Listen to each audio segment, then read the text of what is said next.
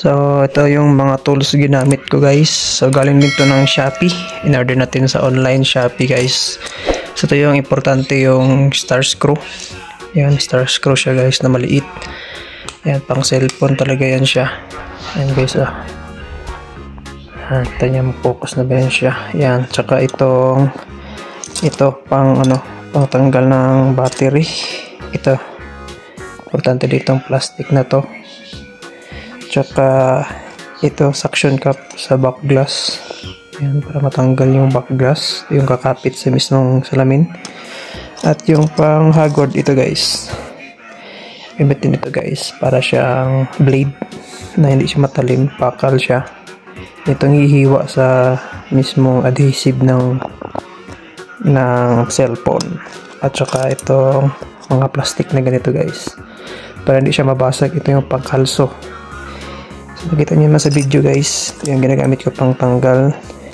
Injector pin kasama na yan. Basta importante guys ito, tsaka itong plastic na to. Sana yung ito suction cup, at saka itong mga plastic ito, at saka ito palang screwdriver. So itong mga screwdriver same lang, pare-pareho lang guys. Disadvantage lang is wala to siyang magnet. So star screw lang talaga siya, wala di siya magnetic. Kasi mura lang naman to guys, siguro na sa mga 100 plus. Ito lahat isang set na. So ayan guys, thank you so much guys. Follow for more, subscribe, JRS TV. So ito na yun guys, ito na yung pag-repair natin. May kulay pa yung back glass dyan guys, kasi yan yung original.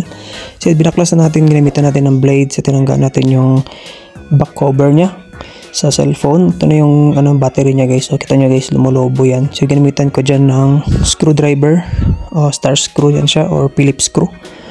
At meron siyang parang puller na ginamit ko guys, para makuha ko yung screw, kasi mapakaliit. Yung ginamitan ko ng plastic na pang sikwat. Yan yung connector para sa back glass, yung sa may nya, yung sa fingerprint sensor.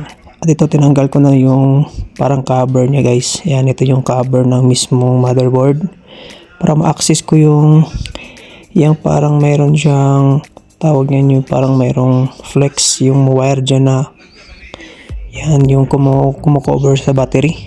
So yan yung connector niya para sa charger yata. So kailangan ko siyang tanggalin yung plastic na casing o yung cover nito, motherboard tsaka camera. So isa-isahin lang pagtanggal guys, at ilagay nyo lang sa safe or sa secure na lugar para hindi mawala. At yung tinanggal ko lang yung guys, yung mga screw gamit yung screwdriver at yung parang puller, kasi walang magnet yung star screw natin. So kailangan nyo lang umorder guys. So next time is maganda gamitin dyan is screwdriver na may magnet, kasi yung screwdriver ko is walang magnet guys, at hindi siya, napakahirap siyang tanggalin pag walang magnet at ikabit, kasi mahirapan ka kasi napakaliit ng screw. Yung screw ba yun? Ayun, natanggal natin yung mismong cover. Yan, tinesting ko muna yung battery kung sakto or sa same lang.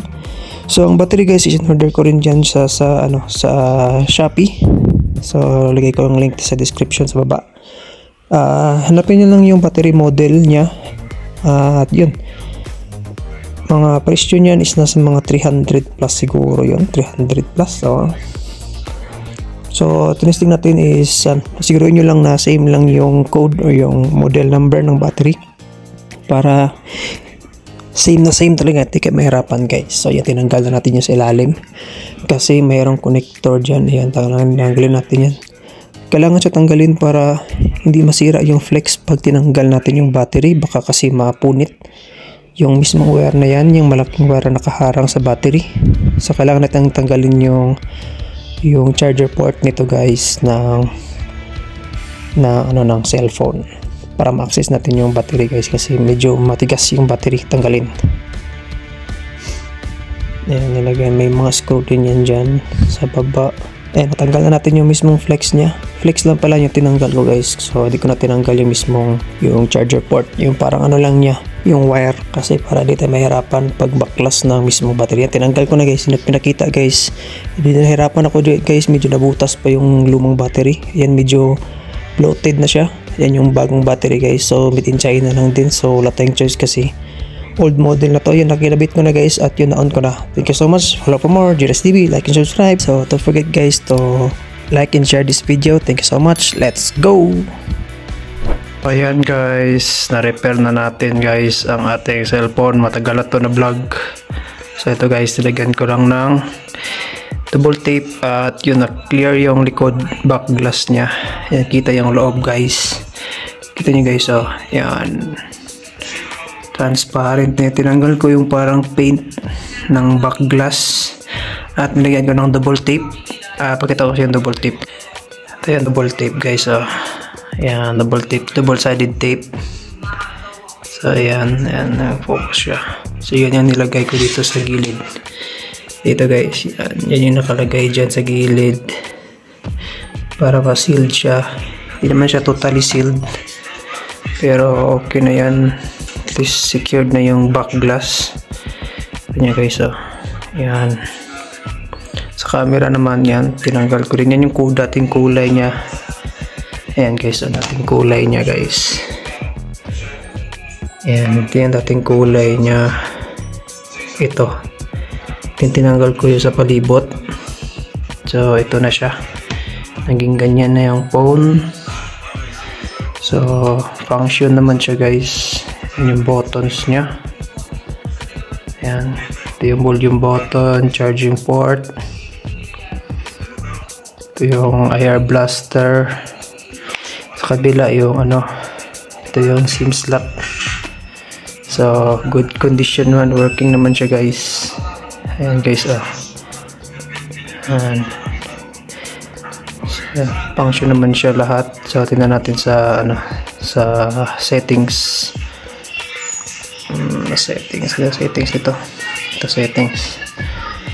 Yan, function naman siya guys. Ito yung volume.